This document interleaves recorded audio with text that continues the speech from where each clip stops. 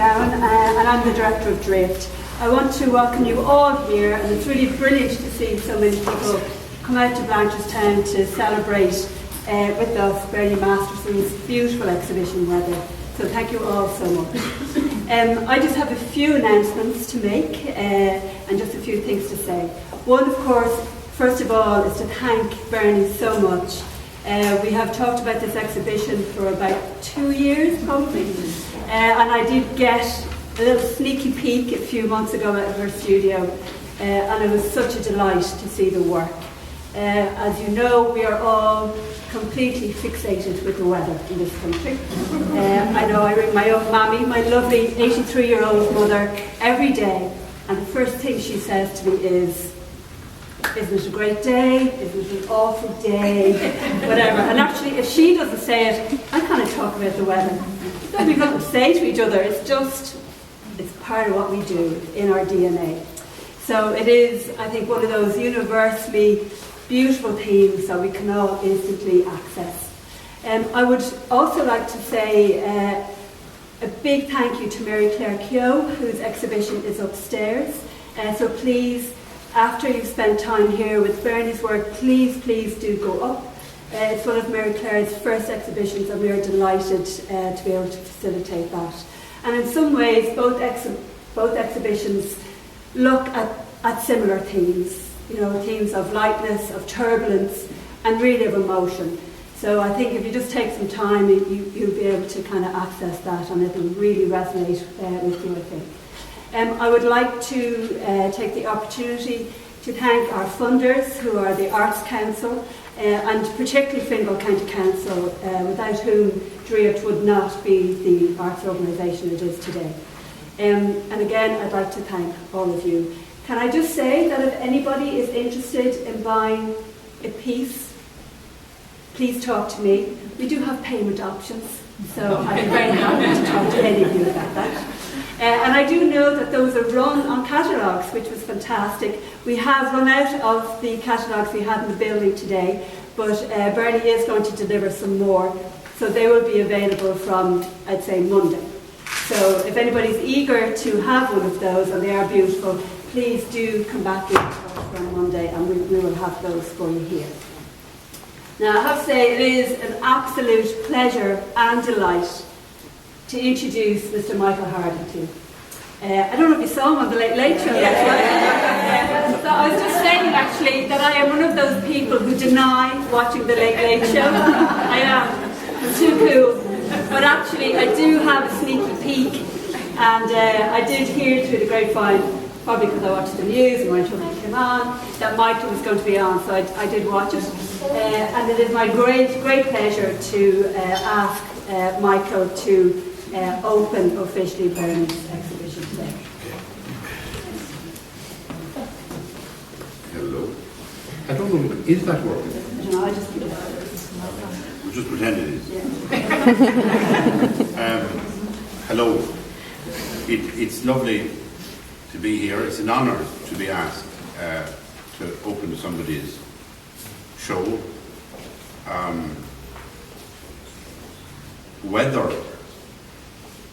Weather, as people say, it's an Irish obsession.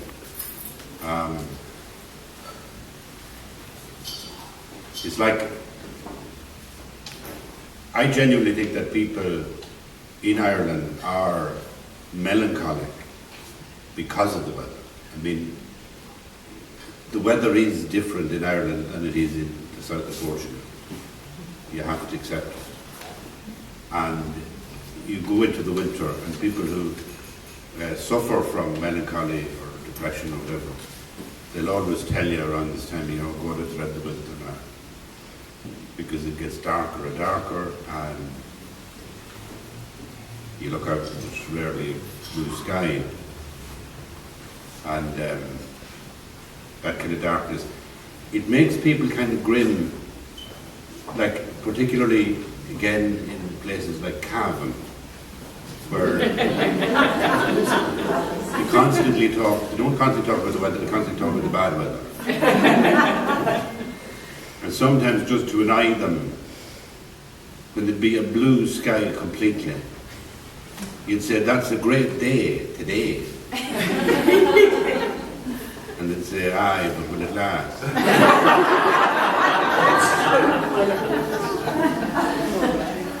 Do you call them goat's hairs? Do you know what goat's hairs are? Do you? Anybody?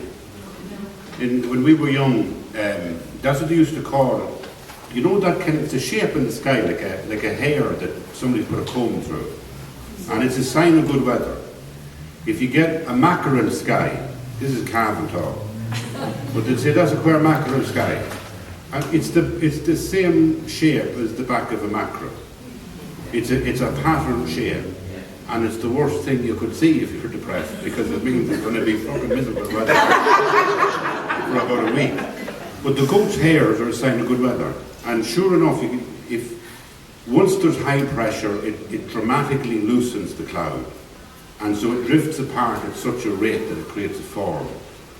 And the country people used to call them goat's hairs. The weather and the landscape are the two things that Bernie brings us in these paintings. And in a way, when you look at one of her paintings, you obviously have to ask yourself, are you looking at the weather, or are you looking at a representation of the weather? And that's an important question. And how you answer it determines how you relate to art on a wall. Now, I'm fond of, I do often talk about Thich Nhat Hanh, I'm fond of that fella. He talks about, like he says, there's no such thing as a cloud.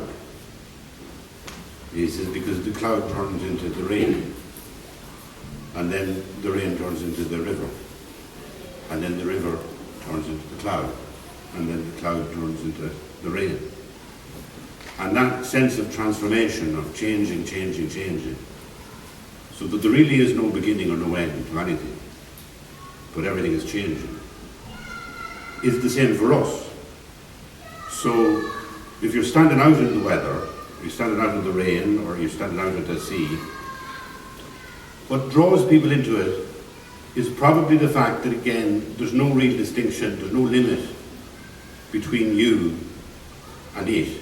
In other words, the sense of duality that there's me looking at the weather is not quite true, because to start with, you're 80% water anyway, and the moisture in you is intricately connected with the moisture on the outside of your skin. And that's intricately connected with the high pressure of the goat's hair, or whatever it is. And in some strange way, when we stand in the weather, we stand in the landscape, we kind of become present. It allows us, it pulls us into the present, because when we live abstracted, you know, when we're thinking of like that hooer on the late last night, he's an awful man. When we're thinking like that, we're actually thinking in these kind of abstract shapes that the mind makes that really don't necessarily exist, and they draw us away from this present moment of being in the room, of breathing in the room. If you're standing there listening to me and there's a voice going on in your head saying, he's all right, he's talking a bit longer, but he's having a joke. You're going away from me, you're going away into your own mind. And we do that all the time, but when we walk out into the weather or walk into the landscape, it draws us into the present, because it's hard to ignore the rain. It's hard to ignore the sea. It's hard to ignore the cliffs. So I think Bernie has done something by bringing these things to us, but you have to ask yourself, as I say, are you really looking at the painting, or are you looking at the real thing? In the sense of what is the real thing, because there's no distinction. She would say that these are representations of something that she saw. But if you look at, for example, there's one of Puffin Island, and you see the island in the blue background. And it's an island, but it's also floating. And I really love it particularly because it gives you that huge ambiguity of when you look at something. It's never quite what you think it is. Garcia Marquez, great writer, he used to say that we live life more deeply in the memory than in the experience. So like you have an awful breakup row with the wife, and then you get back together again. Or maybe you don't get back together again. Maybe you separate and you're 20 years separate, and then you're at, the child's 21st, and you're just sitting there in the kitchen, it's 11 o'clock at night and you're having a beer. And she's saying, do you remember the night we had the row about your shoes? And you start laughing, and you say, yeah, God, Jesus, fucking let the head of each other. And this was like really unpleasant when it was happening. And now you're laughing at it. Or I often find, like, if you go to people who are bereaved, or, if you're in the wake house when people are dead, you find two children in the kitchen, they're roaring laughing. Talking about the dead father or the dead mother. Do you remember the time she bet us for the cabbage or something, And so that strange thing of memory is where painting comes in, because painting is reminding us of something we've already experienced, if we have been out and well.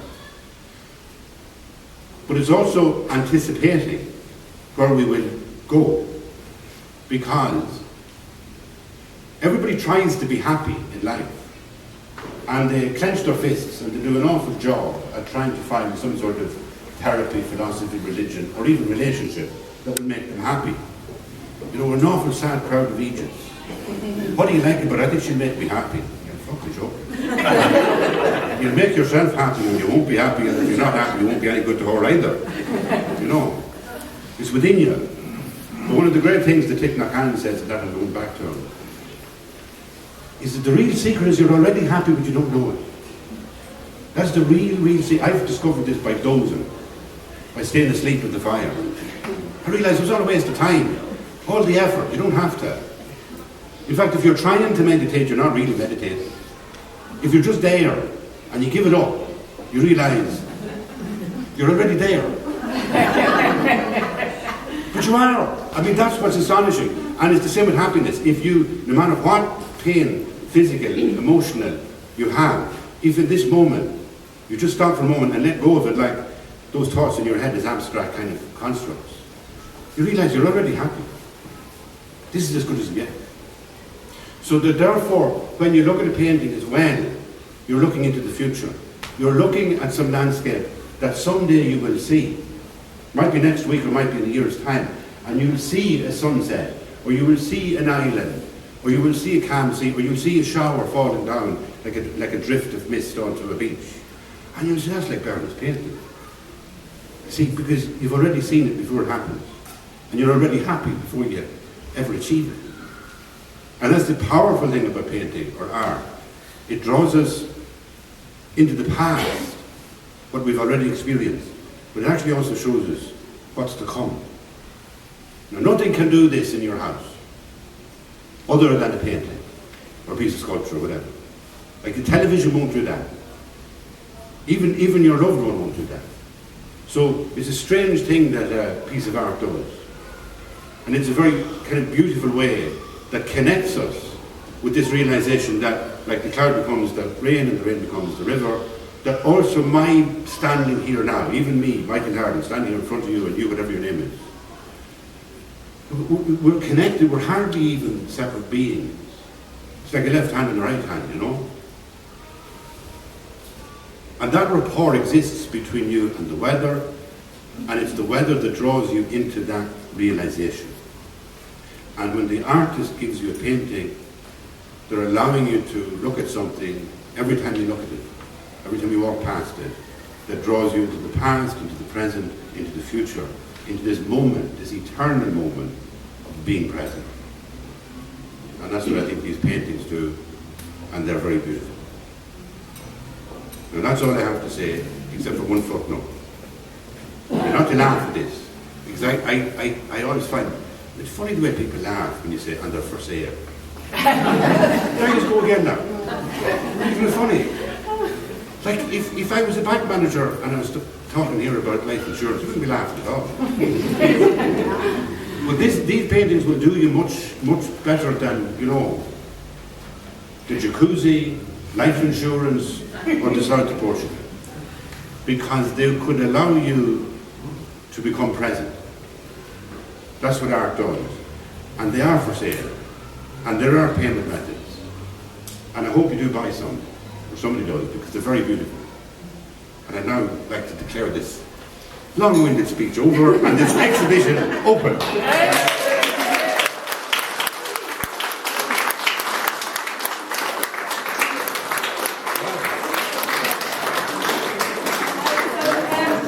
Just to finish off into the microphone that we're not sure is working or not.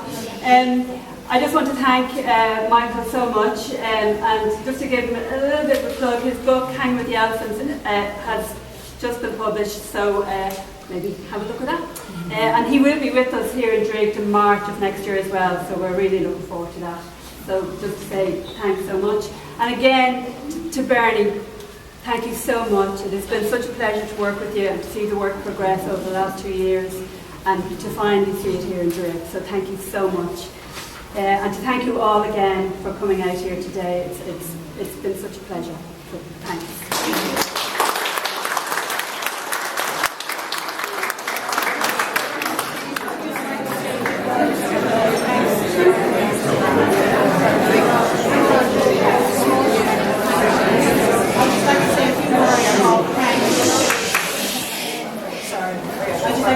Thanks to Michael for coming out and giving up his time this weekend.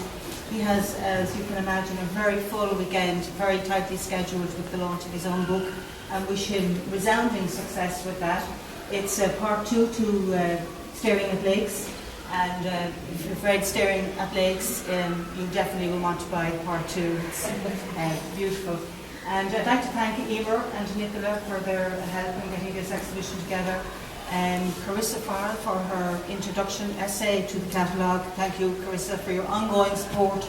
And of course, Mary Burke is floating around here somewhere taking photographs. Thanks, Mary. Yeah, thank you for that. And particularly to all of you for coming out today. The day that's in it, the traffic is chaotic. There aren't any spaces to be got. All the Kerry people are up here and all the So thank you for backing the traffic, and to my much beloved family, brothers and sisters that have come from County Fermanagh, Sligo, Clare and Dublin. Thanks for making the journey. Thanks guys, thanks for your support.